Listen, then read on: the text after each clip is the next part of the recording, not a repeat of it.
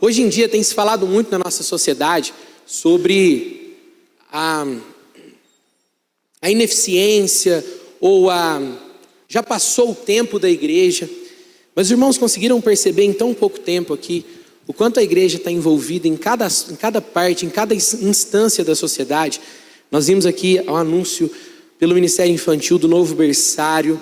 Nós estávamos aqui falando dos nossos adolescentes. Estamos participando, você já deve ter visto lá na entrada, uma conferência de jovens. A igreja, ela continua e ela sempre continuará relevante, porque o evangelho transforma corações. O evangelho transforma pessoas que não sabiam como conviver em sociedade, não sabiam como viver em comunhão, faz dessas pessoas irmãos e irmãs numa nova sociedade chamada igreja. E quando nós vivemos a transformação do evangelho na igreja, o mundo é abençoado pela nossa vida em comunhão, conseguida ou recebida pelo evangelho de Cristo Jesus. A igreja é e sempre continuará sendo relevante na sociedade. E eu queria também orar com você. Muitos irmãos têm passado momentos difíceis. Nessa semana, especificamente, nós estamos aí numa jornada, numa batalha de oração, junto com o irmão Naides, que está lá no hospital agora do câncer, internado. Hoje mesmo à tarde eu estive lá visitando o nosso irmão querido, né? Passando por um momento bem difícil, mas que Deus tem sustentado a vida dele. Eu quero convidar você a orar junto comigo por ele, pelos familiares, para que Deus renove as forças, conforte os corações, para continuar lutando nessa caminhada que tem sido dura. Nós temos que orar também pela vida da nossa irmã querida Maria José, né? A mãe da Lidiane, que ela foi atropelada na sexta-feira, se não me engano, e ela está no hospital também, passando por um momento ali dos cuidados médicos. Nós temos que orar pela vida dela e tantas outras circunstâncias que exigem de mim e de você que a gente se coloque diante de Deus em oração. Talvez eu não esteja ciente aqui do que você está passando, mas o nosso Deus sabe perfeitamente como está o seu coração. Se você está pensando em alguém que você ama, que talvez também esteja num leito de hospital, ou que talvez esteja passando por um momento de saúde difícil, ou uma outra situação difícil, eu quero me colocar junto com você em oração agora diante de Deus, clamando ao Senhor pelos sofrimentos, pelas dores, pelas lágrimas que derramamos na jornada dessa vida. Dobre os joelhos do seu coração agora e vamos orar juntos. Pai bendito, Deus de amor, nós nos colocamos diante de Ti, com os joelhos do nosso coração dobrados, primeiramente gratos pelo Deus bondoso que o Senhor tem sido. Cada fôlego de vida que temos é um presente do Senhor. Cada fôlego de vida que temos é um lembrete de que o Senhor tem nos sustentado. E por isso nós nos colocamos diante de Ti, pois precisamos do Senhor, pois carecemos da Sua graça, da Sua boa mão, nos guiando e nos guardando, Senhor. Quero Te agradecer pela vida de cada irmão que entrou aqui, Senhor, com o desejo, com a disposição de Te buscar, com o desejo de se colocar diante de Ti, Senhor, e clamar a Tua face, clamar o Teu olhar sobre nós, porque isso é o que nós mais precisamos. O Teu olhar sobre nós, o Teu favor, a Tua graça, que a Sua mão esteja estendida a nós. Pai, nesse momento de dor que temos passado, junto com o nosso querido irmão Naides, agora com a irmã Maria José também, Senhor, tem misericórdia. Cuida, Pai, da vida desses irmãos queridos que estão ali no leito de hospital, tantos outros pedidos que estão sendo apresentados aqui pelos nossos irmãos, e o Senhor conhece tão bem cada um deles, em cada situação, o Senhor conhece pessoalmente. Que o Teu Santo Espírito Consolador visite cada um desses irmãos nas suas dores, nas suas lutas, cada um desses leitos de hospitais, dessas crises, desses problemas, cada um daqueles que tem chorado, Senhor, e derramado lágrimas pelas dores, pelos sofrimentos e pela luta que é tantas vezes viver essa vida. Tem misericórdia, Senhor, ajuda o Teu povo, socorre-nos. Estamos nos colocando diante de Ti porque vemos em Ti e somente em Ti a esperança para essa vida. Ajuda-nos, Pai, e confiamos, descansamos no Teu poder e no Teu amor, porque sabemos que a Tua vontade é sempre boa, é sempre perfeita e é sempre agradável. Em nome de Cristo que oramos, amém, Senhor, amém. Que privilégio, meus irmãos, é podermos nos dobrar diante do Senhor e clamar a Tua graça e a Sua misericórdia. É dEle, e somente dEle, quem nós mais precisamos. Nós estamos então, como eu disse aqui, num tempo muito especial. O mês de agosto é um mês comemorado pela Convenção Batista, o mês da juventude, né? O mês da juventude. E a nossa juventude, e a juventude da nossa igreja aqui está fazendo uma conferência. Os irmãos devem ter visto algumas camisetas aí, né? Escrito Identidade, é o tema da conferência desse ano. Tivemos aqui ontem à noite e hoje pela manhã o pastor Mateus Simões, lá de Divinópolis, que ministrou tremendamente ao nosso coração, pelo Espírito Santo de Deus nas nossas vidas. E eu gostaria de fazer com uma série de mensagens esse mês, 4 mensagens então, acompanhando junto à conferência, tratando não do mesmo tema. Eu darei uma outra palavra aos jovens sobre o tema identidade. Nós vamos ter as mensagens aos sábados, como foi planejado pelos meninos. Mas eu gostaria de dar uma palavra nesses domingos também de orientação aos jovens. Se aos sábados nós vamos ouvir aqui, como ouvimos ontem, fomos, como eu disse, tremendamente abençoados sobre a nossa identidade, sobre como vivermos num mundo que tem nos assediado e nos atrapalhado tanto os nossos jovens e adolescentes a viverem com uma identidade firmada em Cristo. Eu quero falar, vamos dizer, sobre um outro lado da moeda, mas que também tem a ver com esse tema, que é sobre como tomar boas decisões. Porque as decisões, elas evidenciam o nosso caráter, elas evidenciam a nossa identidade. São nos momentos em que nós temos poder, ou nos momentos em que estamos acuados diante de algum problema, que nós evidenciamos o nosso caráter.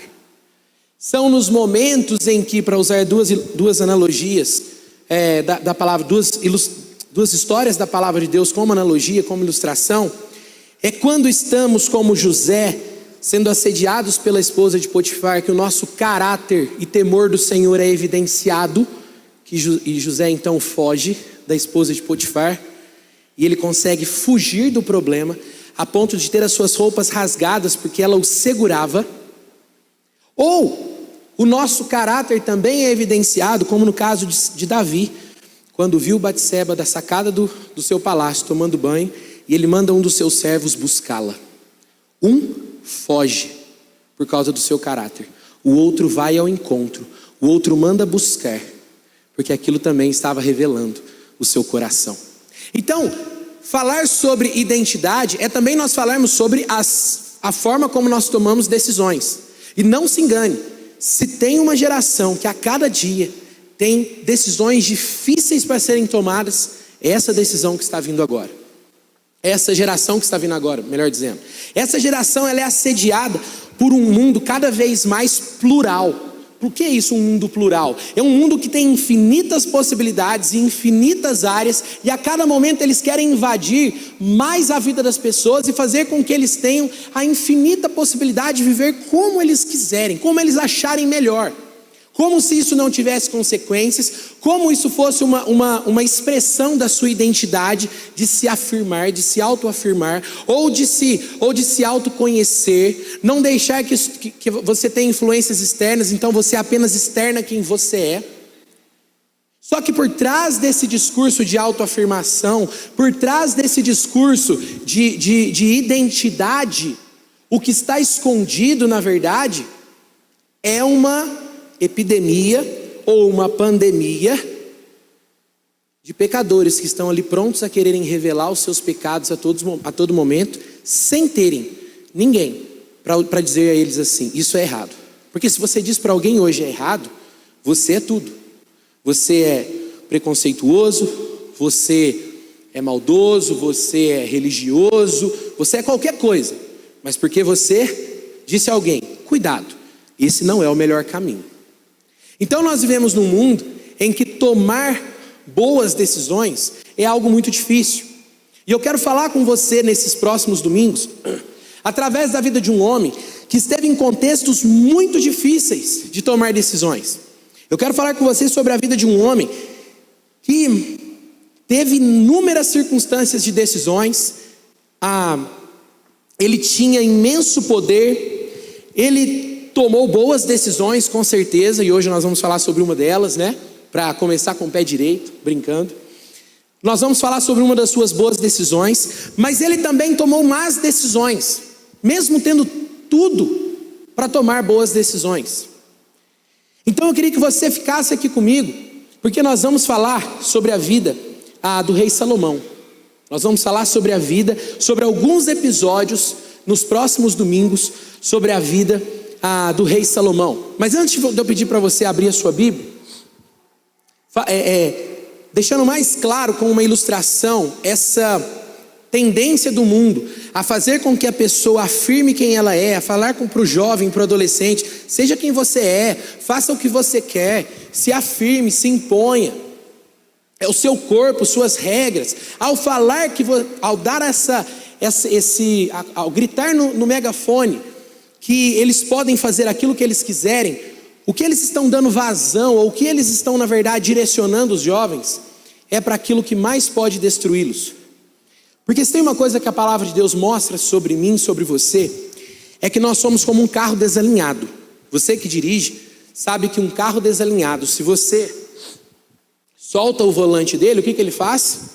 Ele vai pender para o lado do desalinhamento, certo? Porque a roda está desalinhada, então o carro vai se direcionar, mesmo que lentamente, para o lado que ele está desalinhado. Então é natural que um carro desalinhado, ele se deixado do jeito que ele quiser, ou sem alguém no volante, ele sairá da estrada. E dependendo da velocidade que você estiver, pode ser fatal. Pode ser um capotamento em que você não saia com vida. Assim a decisão e a vida de muitos jovens que dão essa liberdade a um carro, que é o seu próprio coração, que está desalinhado. O pecado desalinhou todos os corações. Não há coração nesse mundo, não há homem, não há ser humano, homem ou mulher, rico ou pobre, independente do lugar que ele nasça, que não tenha o seu coração desalinhado pelo pecado. Então por isso que eu queria falar com você sobre esse assunto na vida do rei Salomão. Abre a sua Bíblia então em 1 Reis, primeiro livro de Reis, capítulo 3, versículo 1. Primeiro livro de Reis, capítulo 3, versículo 1.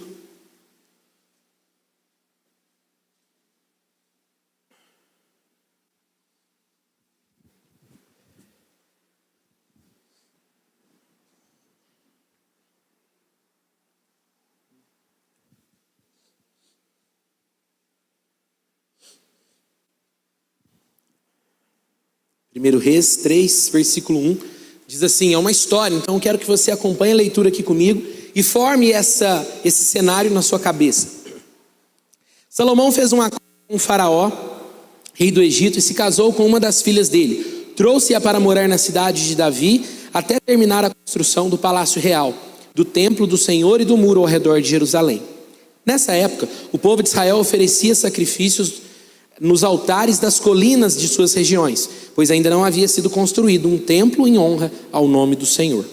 Salomão amava o Senhor, seguindo os decretos de seu pai, Davi, exceto pelo fato de oferecer sacrifícios e queimar incenso nos altares das colinas. O lugar de adoração mais importante ficava em Gibeon, pois o rei Salomão foi para lá e ofereceu 1000 holocaustos. Naquela noite, o Senhor apareceu a Salomão num sonho e lhe disse, peça o que quiser e eu lhe darei. Então Salomão respondeu, tu mostraste grande amor leal ao teu servo, meu pai Davi, pois ele foi fiel, justo e verdadeiro diante de ti. Agora continuaste a mostrar o teu grande amor leal, dando-lhe um filho para sentar-se em seu trono. Agora, ó Senhor, meu Deus, tu me fizeste reinar em lugar de meu pai, mas sou como uma criança pequena que não sabe o que fazer. Aqui estou, no meio do teu povo escolhido, uma nação tão grande e numerosa que nem se pode contar. Dá a teu servo um coração compreensivo, para que possa governar bem o teu povo e saber a diferença entre o certo e o errado. Pois quem é capaz de governar sozinho este teu grande povo? O Senhor se agradou do pedido de Salomão. Por isso o Senhor respondeu, uma vez que você pediu sabedoria para governar o meu povo com justiça, e não vida longa, nem riqueza, nem a morte de seus inimigos, atenderei o seu pedido. Eu lhe darei um coração sábio e compassivo, como ninguém nem jamais terá. Também lhe darei o que não me pediu, riquezas e fama. Nenhum outro rei em todo o mundo se comparará a você pelo resto da vida. E se você me seguir e obedecer aos meus decretos e mandamentos, como fez seu pai Davi, lhe darei uma vida longa. Então Salomão acordou e percebeu que tinha sido um sonho. Voltou a Jerusalém e se colocou diante da Arca da Aliança, onde apresentou holocaustos e ofertas de paz. Depois ofereceu um grande banquete a todos os seus oficiais. É até aí que eu quero ler essa passagem com você. É um momento, um momento da vida de Salomão que ele ainda é um jovem. E ele é um jovem com uma responsabilidade gigante nas suas mãos, porque ele se tornou rei. E se tornar rei, de certo modo, é cair no seu colo uma responsabilidade muito grande. Porque hoje, por exemplo, um presidente ele tem que ter uma idade mínima. Um presidente ele tem que ser eleito pelo povo. Ele vai, vamos dizer, construindo a sua vida política até chegar lá. O rei não.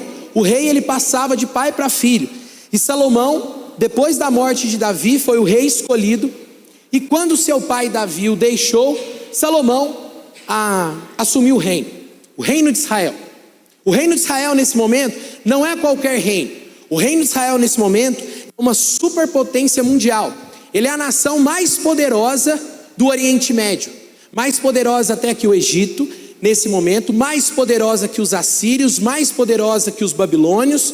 Nesse momento eles têm o maior exército, o maior poder é deles. Davi havia sido um grande rei, um estadista que uniu as 12 tribos de Israel e fez deles uma nação, fazendo com que eles estivessem debaixo de uma só bandeira, e foi o tempo áureo da nação de Israel.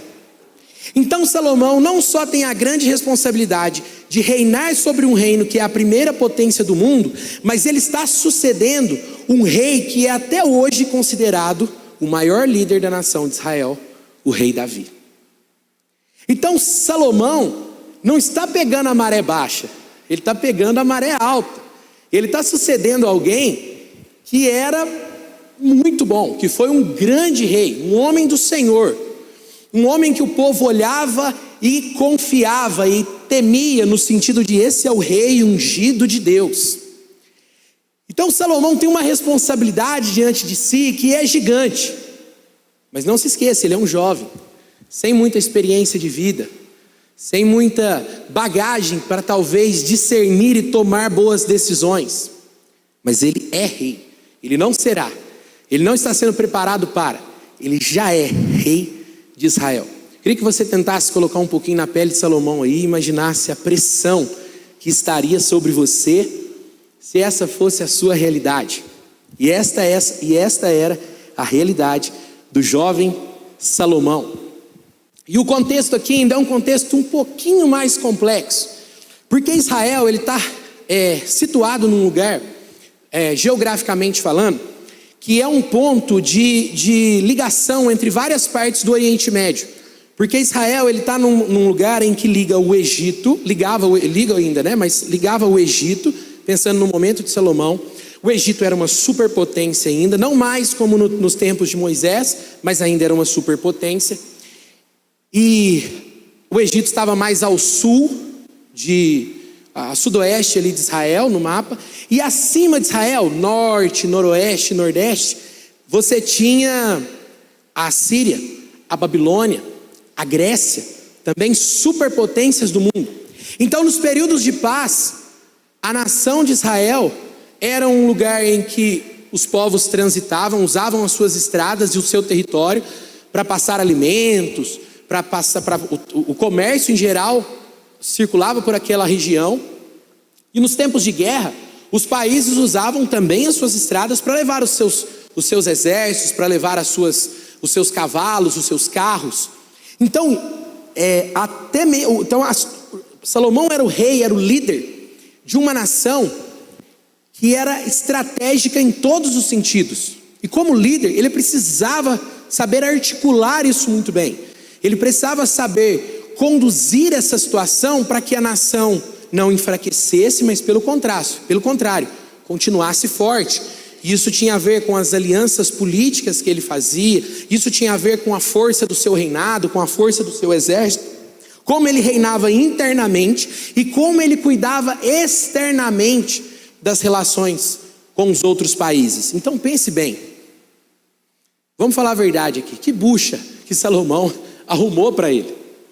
Essa é a verdade, uma situação realmente assim, impossível para qualquer homem, até mesmo para alguém com muita experiência. É um baita, um tremendo desafio. Mas essa era a circunstância que Salomão viveu. E nós estamos falando aqui de um tempo mais ou menos 950 a.C., por aí, antes de Cristo vir ao mundo. Nesse período Salomão assumiu o reinado, e o seu reinado, se você ler os primeiros 11 capítulos de 1 Reis, você vai ver que tem 4 cenários ou 4 ações muito importantes, que é a morte do rei Davi, no comecinho do livro, e aí a consequente ascensão de Salomão ao trono de Israel como rei, o reino de Salomão sendo caracterizado, por um lado, por grandes realizações. Então ele teve sucesso em muitas dessas dificuldades que nós vimos, mas nós veremos também ao longo da série que foi um tempo desastroso também. Então Salomão estava a todo tempo lidando com a circunstância de tomar boas decisões. Salomão estava a todo tempo tendo o seu caráter provado, o seu caráter esticado, o seu caráter levado no fogo para tomar decisões em relação à sua nação. E diante desse cenário acontece algo que é muito interessante. Eu e você percebemos que nós lemos hoje um texto que evidencia algo muito interessante na vida de Salomão, positivamente falando. Mas se eu adiantar um pouquinho e for ali para o final do reinado de Salomão, nós vamos ver que acontece algo muito ruim. Após a morte de Salomão, o reino de Israel se divide entre os reinos do norte e os reinos do sul. O reino do sul ficou conhecido como Judá, de onde vem o termo judeus, e o reino do norte continuaram sendo as 10 tribos, que a capital era Samaria. Se você lembrar lá do texto da mulher samaritana, ela pergunta: onde a gente deve adorar? Aqui, nesse monte que ficava em Samaria ou em Jerusalém? Essa era a dúvida dela, porque o reino já estava dividido em duas partes. Ficou assim até o reino de Jesus, e Israel só viverá debaixo desse reinado, só viverá unido novamente debaixo do reinado de Cristo. Olha para você ver, a atitude de Salomão, as atitudes dele foram positivas, mas foram negativas. Foram decisões que trouxeram bênçãos e abundância para a nação de Israel, mas também trouxeram dificuldades e situações bem complexas na vida dele. Então eu queria que você, jovem, adolescente, percebesse a graça de Deus em deixar histórias como a de Salomão e como a de tantos outros jovens na Bíblia, para nos ajudar a tomar boas decisões. E eu queria que você também percebesse a graça de Deus, mesmo você não sendo jovem, de você aprender com a sabedoria de Deus, a tomar boas decisões. Porque talvez você não tomou boas decisões e elas te levaram a cenários que você não gosta de viver ou não gostaria de estar saboreando, negativamente falando. Mas decisões que você toma hoje, mesmo num cenário ruim, podem fazer com que o desfecho não seja ruim ou que ele seja menos complicado do que já tem sido. A palavra de Deus, a sabedoria da palavra de Deus, ela traz tanto um futuro diferente para mim e para a sua vida, como um futuro no sentido de boas escolhas que me levam a bons lugares, mas a sabedoria de Deus também traz restauração. Então, como tomar boas decisões tem a ver com o começo da vida, em que eu estou diante de decisões que eu tenho que tomar, mas como tomar boas decisões também tem a ver com algumas coisas eu já errei. Como eu posso consertar isso aqui? Então não toca só nos jovens ou só nos primeiros momentos da vida, mas em cada uma das circunstâncias que nós vivemos, a sabedoria de Deus quer invadir o nosso coração. Então, no começo do reinado de Salomão, nesse texto que nós lemos, o Senhor aparece a ele e diz: peça o que quiser e eu lhe darei. Você já pensou se Deus fizesse isso com você? Não naquelas orações quando você deixa para orar no final da noite, você acaba dormindo, né? E acorda com a cara na Bíblia. Mas num outro momento, você está lá orando e dormiu como Salomão, o Senhor aparece para você e diz assim: o que você quer que eu te faça? que você me pedir, eu vou te dar. É interessante que essa passagem dá até uma impressão de que é como se fosse aquelas coisas de gênio da lâmpada, né? Deus não costuma dizer assim em outras partes da Bíblia. Deus não costuma falar, diga o que você quer. Ele disse para Salomão, o que você quer? Diga o que você quiser e eu vou te dar. Essa é a palavra de Deus a Salomão. Imagina se ele dissesse isso para você. Qual seria a sua atitude? E é por isso que eu quero também fazer uma outra pergunta para você. Em qual momento da sua vida, Salomão, considerado o homem, como disse a própria palavra que nós lemos, o homem mais sábio que já existiu, não houve um homem tão sábio quanto Salomão antes, não haveria nos seus dias e não haveria depois dele. Essa é a afirmação da palavra de Deus, um homem tão sábio quanto Salomão. Mas a pergunta que eu te faço é, quando Salomão se tornou sábio? Antes, durante esse momento ou depois? Queria que você pensasse um pouquinho e tentasse responder essa pergunta. Quando Salomão se tornou sábio? Antes, durante ou depois desse momento?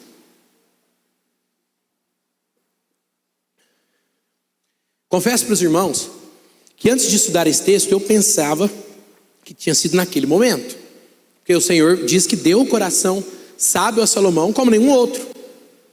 Só que estudando o texto, nós percebemos que Salomão já era sábio antes dessa decisão. E é exatamente por Salomão ser sábio, já ser sábio, que o Senhor faz essa pergunta a ele. Porque o que o Senhor quer é evidenciar o coração de Salomão para ele mesmo e para a nação de Israel, que seria abençoada, que colheria os frutos, sofreria no sentido positivo, né, as consequências do reinado dele. Por isso o Senhor pergunta, porque o Senhor na sua onisciência, na sua sabedoria, ele já sabia o que Salomão diria. Ele estava ali querendo evidenciar, querendo que Salomão verbalizasse aquilo que já estava no seu coração, aquilo que ele já vinha buscando. Vejam vocês que Salomão havia ido a Gibeon para sacrificar ao Senhor. Essa era a forma tanto de pedir perdão pelos pecados no Antigo Testamento, tanto de louvar e agradecer ao Senhor. E Salomão havia ido não pedir perdão pelos pecados, mas louvar. Ele fez 1000 sacrifícios em oferenda ao Senhor, em louvor ao nome do Senhor. Então Salomão já estava ali numa circunstância em que ele clamava ao Senhor, em que ele buscava ao Senhor. Ele não estava ali porque ele sabia que o Senhor diria algo para ele. Ele não estava ali esperando que o Senhor fizesse isso por ele. Ele estava ali porque ele sabia que a única esperança que ele tinha era confiar no Senhor, assim como seu pai havia feito antes dele. A pergunta que Deus faz não é uma pergunta de gênio da lâmpada. A pergunta que Deus faz é uma pergunta que apenas evidencia que Salomão estava tomando já boas decisões. A pergunta que Deus faz mostra que no coração de Salomão, ele já sabia, não a resposta para as perguntas que viriam, mas onde, qual era a fonte em que ele buscaria a resposta para essas perguntas. Salomão então é um ensino para mim e para você de algo que nos momentos de dificuldade e de dor, nos momentos de luta, nos momentos das decisões, se nós deixarmos para buscar o Senhor só nesse momento, nós talvez não tenhamos tempo ou não saibamos, os nossos ouvidos não estejam afinados para ouvir a voz de Deus. Porque geralmente nós buscamos o Senhor quando precisamos, quando tem alguma coisa muito grande para acontecer na minha vida, e aí às vezes eu vou lá e faço um voto, e aí eu vou lá e começo a ir mais firme na igreja, e eu vou lá e começo a dizimar, e aí eu vou lá e começo a fazer outra coisa. Nada disso é errado, tudo isso é gesto de adoração e você precisa continuar fazendo. Mas isso não pode ser uma forma de você barganhar com Deus, tentando fazer com que Deus olhe para você de uma forma mais especial, porque você está fazendo aquilo naquele momento, porque você precisa. Se esse for o seu Deus, ele não é um Deus verdadeiro, ele é um Deus como qualquer um outro, que apenas está ali para satisfazer o desejo das pessoas e é um reflexo delas mesmas, como todas as culturas do mundo inventaram. Esses são deuses falsos, criados. O Deus verdadeiro, o Deus de Salomão, é um Deus que está próximo dos que o buscam. E um Deus que se dá a conhecer ainda mais àqueles que o estão buscando em espírito e em verdade. Salomão buscava ao Senhor, não só pelo que o Senhor poderia fazer, mas porque ele conhecia o Senhor. O texto que nós lemos um pouquinho antes diz assim, no versículo 3: Salomão amava o Senhor. E como que ficava evidente que ele amava o Senhor? Seguindo os decretos de seu pai Davi, exceto pelo fato de ainda não ter construído o templo, né? Não havia dado tempo dele construir o templo. Mas tudo aquilo que Davi havia orientado, ele fazia. Essa era a preocupação de Salomão, viver uma vida com o Senhor, viver uma vida em que ele amava o Senhor, e a sua expressão de amor ao Senhor era a sua vida. Era a sua vida. Salomão era rei, Salomão podia estar fazendo uma festa. Os grandes imperadores romanos, quando um imperador morria e o outro assumia, eles faziam 30, 40 dias dos jogos, né? Dos jogos, como nós conhecemos, os Jogos Olímpicos ou os Jogos no Coliseu, para comemoração em homenagem ao rei que morreu. E eles faziam grandes orgias, e eles tinham grandes festas, bebedeiras. Salomão podia estar fazendo uma grande festa, porque ele era rei. Salomão podia estar aproveitando a vida com qualquer mulher que ele quisesse do império. Salomão podia estar fazendo o que ele bem quisesse, porque ele era rei. Salomão estava buscando ao Senhor. Salomão estava diante do Senhor, porque ele amava e sabia o quanto ele precisava dele. Salomão se coloca diante do Senhor. O insensato é aquele que não vê a sua necessidade pessoal de Jesus. Ele pediria outras coisas. Ele pediria um carro novo, ele pediria uma casa nova, nome, títulos, riquezas, fama, poder, ostentação, uma empresa bem sucedida, sei lá. Pediria qualquer coisa desse mundo, ligada a essa vida. Salomão poderia ter pedido isso, mas veja que mesmo o problema de Salomão sendo tão grande, a preocupação dele não foi pedir que os seus problemas fossem resolvidos, mas que ele conseguisse ouvir a voz do Senhor em meio aos problemas que ele tinha. Essa é a grande diferença de um homem de Deus, de um homem normal. Pedir a Deus a sabedoria, ou pedir a Deus que nos ajude a resolver um problema específico, é algo muito bom. Mas algo que evidencia o nosso caráter e a nossa identidade como filhos de Deus, é quando nós pedimos assim: Senhor, eu não quero só ter esse problema resolvido, mas eu quero glorificar o Teu nome no meio desse problema. Eu quero glorificar o Teu nome com essa atitude. Eu quero louvar o Senhor. Eu quero sair dessa situação sabendo mais quem o Senhor é. Eu quero conhecer mais o Seu caráter. Me ajuda, Senhor. Eu quero ouvir a Tua voz em meio a tantas outras vozes que gritam no meu ouvido. Eu quero que essas vozes se silenciem para eu ouvir a Sua e tomar uma boa decisão. O insensato não pensa assim. Duas coisas interessantes nesse verso. A primeira, quando Salomão pede: dá pois ao teu servo um coração compreensível, né? Que na verdade é cheio de discernimento. Uma tradução que a gente poderia dar, que é possível, porque a raiz da palavra em hebraico é a mesma, é assim: dá ao teu servo um coração que escuta. A raiz da palavra usada para discernimento, discernimento é discernir entre algo que é bom e algo que é ruim. A raiz da palavra é a mesma que poderia ser usada para escutar. Então dá ao teu servo um coração que escuta, que ouve a sua voz. Então discernir entre o bem e o mal, entender o que é algo bom e o que é algo ruim, é ouvir a voz de Deus, é saber o que Ele quer. E quando eu sei o que Ele quer, eu consigo ter certeza do que Ele não quer e do que Ele quer que eu faça. Quando eu ouço a sua voz, a resposta já está diante de mim, porque eu já sei qual é o caráter do meu Deus. Eu sei o que o meu Deus quer de mim naquela situação. Eu sei como Ele quer que eu decida. Eu sei como Ele quer que eu tome aquela decisão. Então dá ao teu servo um coração que escuta. Ser sábio é escutar o Senhor. Ser sábio é abrir os ouvidos e ter diante do Senhor a decisão de tomar boas decisões baseadas na sua vontade e no seu caráter. Você já percebeu que uma das maiores características do insensato, se você ler Provérbios, está lotado de versículos assim. A maior característica do insensato, que é o oposto do sábio, é que ele não escuta. Ele escuta muito mais ele mesmo. Ele tem uma opinião de que aquilo vai dar muito certo, e ele vislumbra aquele sonho, E ele sai, ouvindo somente a si mesmo, ou somente aqueles que estão concordando com ele, e ele não se abre ao contraponto. Ele não quer ouvir sobre os pontos cegos do sonho que ele colocou na sua cabeça. Ele quer seguir a sua intuição, o seu próprio desejo, como diz a nossa sociedade de hoje. Fale aquilo que está na sua cabeça, viva de acordo com o que você acha melhor, faça aquilo que você quer, aproveite a vida ao máximo. Não fique ouvindo a opinião das pessoas, não fique ouvindo o que Deus diz na sua palavra. Faça aquilo que você que fizer você se sentir bem. O que faz você feliz, como diz a música do Pão de Açúcar, né? O que faz você feliz? Você feliz, o que faz? Seja feliz. O custo não importa. Seja feliz.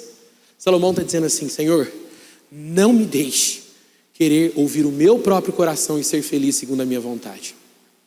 Nesse momento da sua vida, Salomão entendeu que o maior perigo que ele corria era ouvir a si próprio.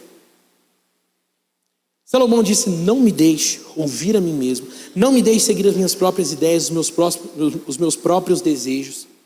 Mas uma segunda coisa interessante desse versículo, Salomão diz: me dê um coração sábio, me dê um coração que escuta, ele dá o propósito, a razão pela qual ele quer aquilo, para julgar, governar o teu povo, de forma prudente e discernir entre o bem e o mal. Como eu disse, essa é a palavra principal dessa passagem, discernir entre o bem e o mal. Como tomar boas decisões? Aprenda a discernir entre o bem e o mal nas circunstâncias da sua vida. O mal, ele estará constantemente diante de você. E como disse Jesus, largo é o caminho que conduz à perdição, e estreito é o caminho que conduz à salvação. Então nós temos diante de nós N possibilidades de dar vazão ao nosso coração. O nosso mundo, ele quer que nós ouçamos o nosso próprio coração. Ele quer emudecer outras vozes para que a nossa fique em evidência. O jovem, o homem de Deus, o jovem de Deus, o homem de Deus, a mulher de Deus, ele quer que a sua voz seja emudecida, para que a de Deus seja ouvida no seu coração. É um caminho na contramão, é um caminho oposto, é um caminho contrário. Porque o jovem que conhece o Senhor sabe que ele em si não tem capacidade para discernir entre o bem e o mal. Ele sabe que o seu carro está desalinhado e ele vai querer ouvir o seu próprio coração. Ele vai querer atender os seus desejos. Ele vai querer ser feliz, custe o que custar. Então ele diz: Senhor, não me deixe ouvir o meu próprio coração.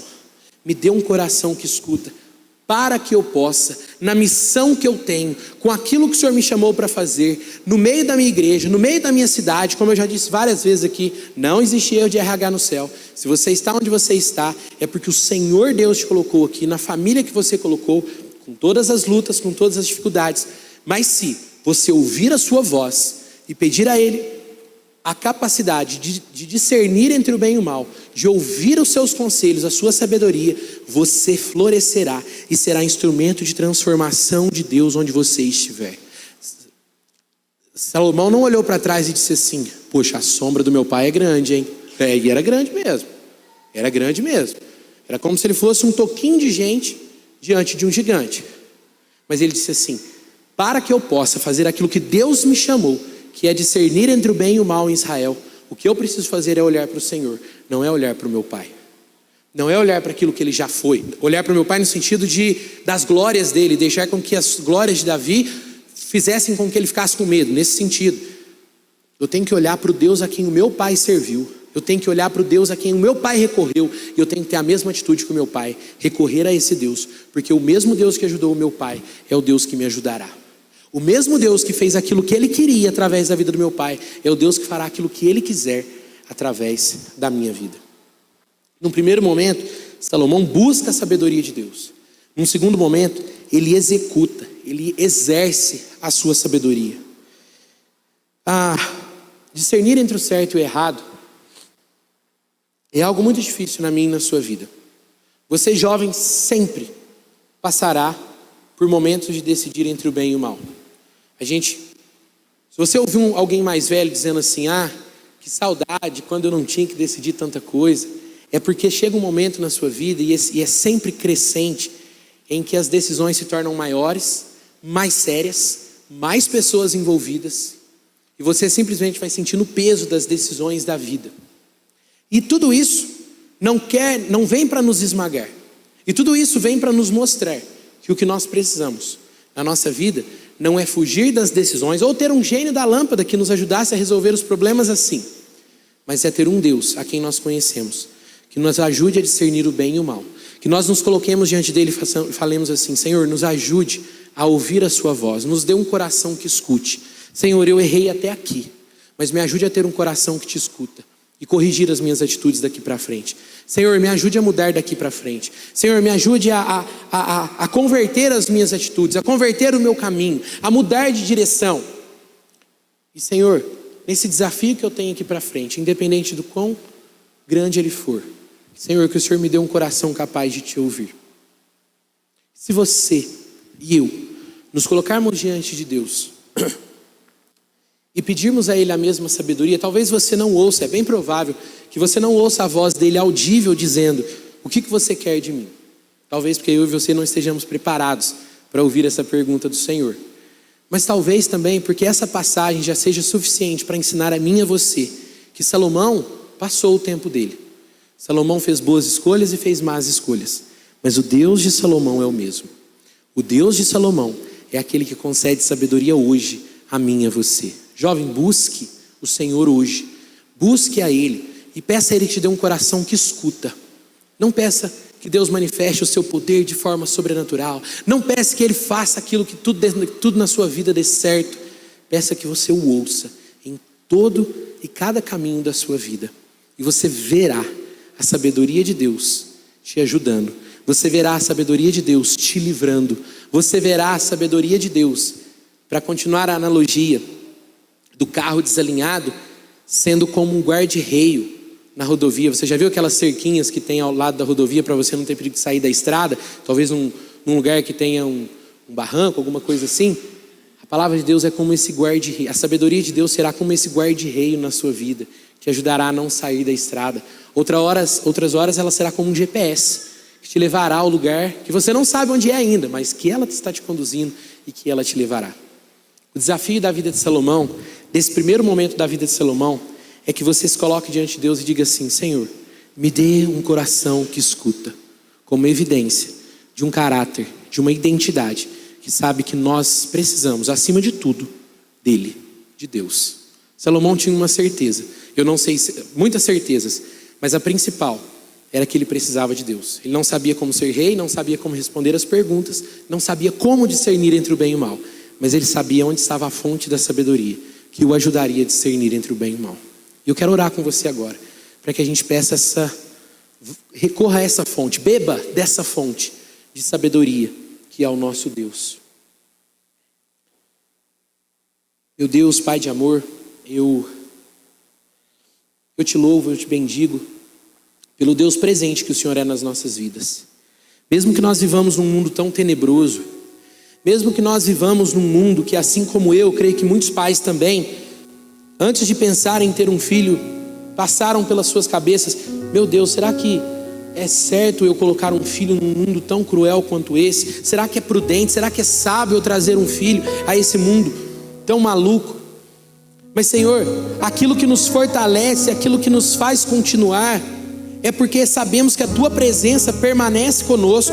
O mundo pode ser tenebroso, o mundo pode estar afundado ou imerso no maligno, mas a Tua presença continua constante sobre nós. A Tua sabedoria continua acessível àqueles que se ajoelham diante de Ti e pedem, dá-nos um coração que escuta a Tua voz, Senhor.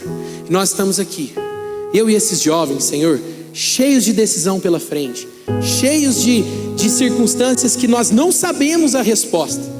Nós estamos aqui, Senhor, eu e os meus irmãos, cheios de circunstâncias que talvez tenhamos errado no passado e colhamos frutos, amargos frutos de más decisões, mas estamos diante de Ti pedindo: dá-nos um coração que Te escuta.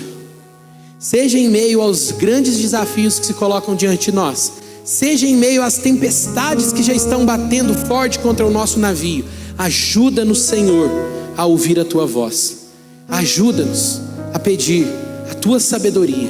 Dê-nos um coração capaz de discernir entre o bem e entre o mal, para que a nossa vida seja uma expressão, não de nós mesmos, não daquilo que queremos ser, não do nosso conceito falho e quebrado de felicidade, mas seja uma expressão da tua graça, do teu amor, que nos fez, que nos redime em Cristo Jesus e nos dá a segurança de uma nova vida pelo sangue que Ele verteu na cruz, Pai. Louvado seja o teu nome. Essa é a nossa oração em nome de Cristo. Amém, Senhor. Amém. Que Deus abençoe a sua vida.